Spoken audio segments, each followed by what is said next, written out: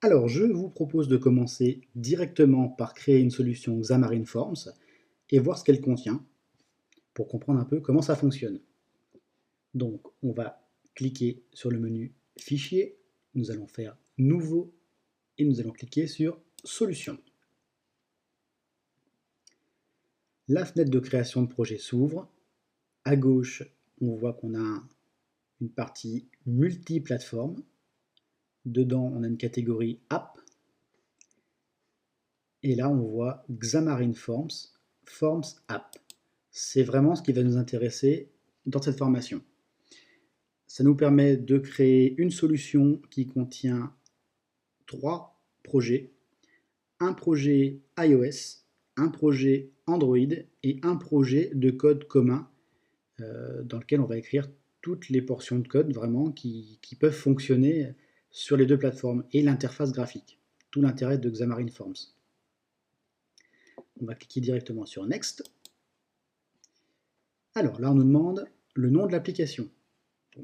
Bon, la toute première, je l'ai appelée Hello Xamarin. Juste en dessous, c'est la manière dont on va nommer les packages. Ça va surtout nous servir quand on enverra nos applications sur l'App Store ou sur Google Play. Vous voyez que le package pour Android ici s'appellerait com.leforsoftware.helloxamarin. Ce que je vous invite à faire, et c'est traditionnellement ce qu'on fait, c'est si vous avez un nom de domaine, c'est de le mettre à l'envers.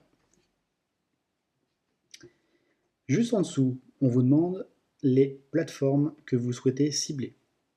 Donc par défaut sont cochés normalement Android et iOS, ce qui veut dire qu'on va créer une application pour Android et pour iOS tout simplement. Le shared code, alors ça c'est la façon dont on va partager du code entre iOS et Android. La plus commune, c'est le premier choix, c'est-à-dire le Portable Class Library. Vous le verrez souvent abrégé en PCL.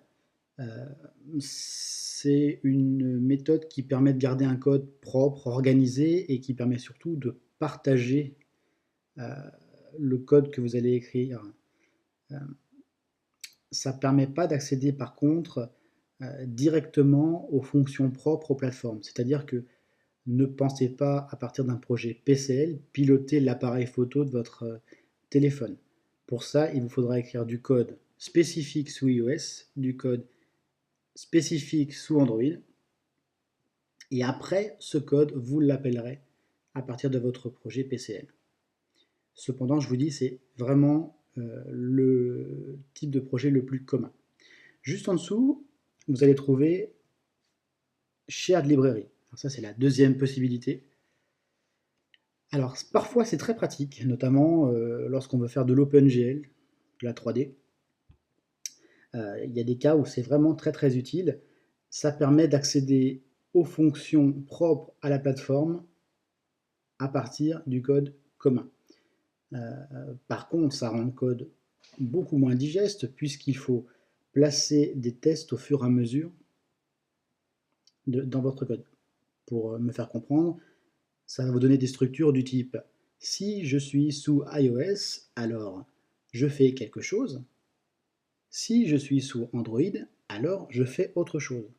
Sur un gros programme, ça devient difficile à lire. Quand vous allez retomber dedans après des mois sans avoir regardé le code, ça peut aussi être un peu compliqué.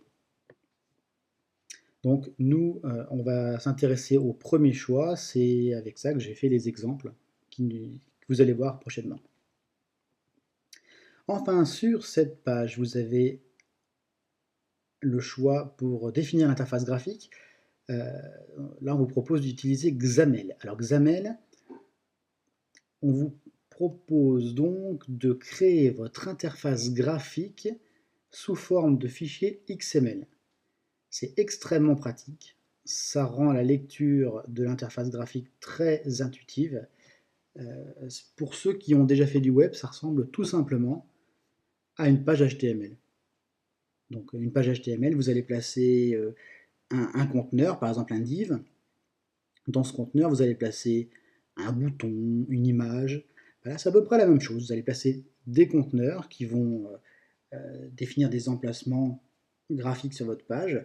Et dans chacun de ces emplacements, vous allez pouvoir placer des images, des boutons, des champs pour saisir du texte, etc., etc. Si vous n'utilisez pas XAML, il faudra créer votre interface graphique entièrement en C#. Alors c'est un peu la même chose que ce que je disais un petit peu avant. Ça va rendre le programme beaucoup plus lourd. Quand vous retombez sur une interface graphique définie en C#, c'est assez difficile de comprendre ce qui a été fait et comment sont placés les composants, alors qu'en XAML, on comprend très vite à quoi ressemble l'interface. On va laisser cocher et on va passer à la suite. Donc là, on vous propose de saisir un nom pour le projet, un nom pour la solution, on va laisser ça. L'emplacement, c'est tout simplement l'endroit sur votre disque où vous souhaitez enregistrer vos codes sources. La petite case à cocher en dessous, c'est si vous voulez créer un sous-répertoire ou non. Donc si jamais je coche la case, Xamarin Studio va me créer un répertoire Hello Xamarin dans Project. Si je décoche la case, Xamarin Studio va me mettre mon code en vrac dans le répertoire Project. Donc on va le laisser cocher pour garder un minimum d'organisation. En dessous, le contrôle de version, pour ceux qui ne connaissent pas, ça permet de suivre votre code en enregistrant pas à pas toutes les modifications que vous faites, avec la possibilité de revenir en arrière. Alors ça, c'est pas propre du tout à Xamarin.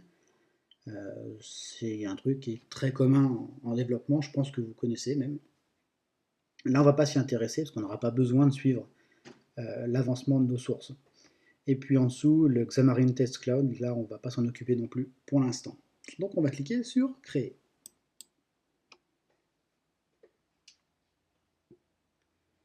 Vous voyez en haut un petit état d'avancement.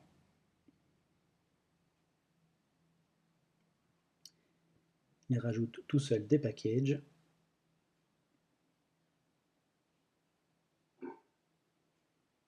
Alors ça arrive parfois.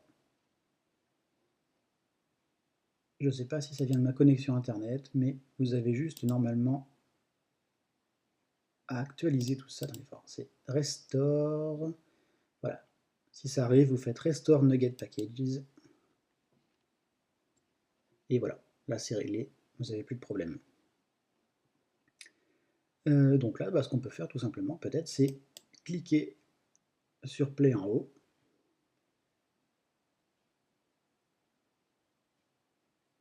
On va attendre encore un petit peu. Voilà, donc on voit qu'il a construit le projet, on voit qu'il essaie de démarrer un simulateur iOS. On va le rétrécir un peu parce qu'on ne voit pas grand chose. Hop là.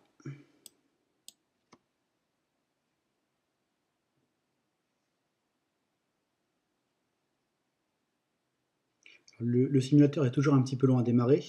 Par contre, une fois qu'il est démarré, ça devient beaucoup plus rapide.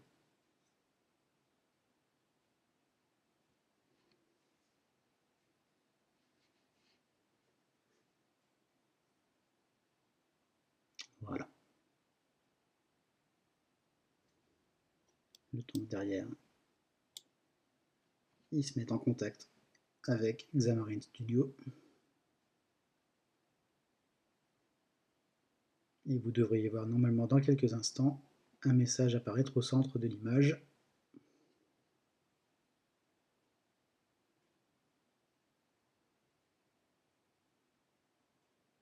Voilà. Les prochaines compilations seront quand même beaucoup plus rapides.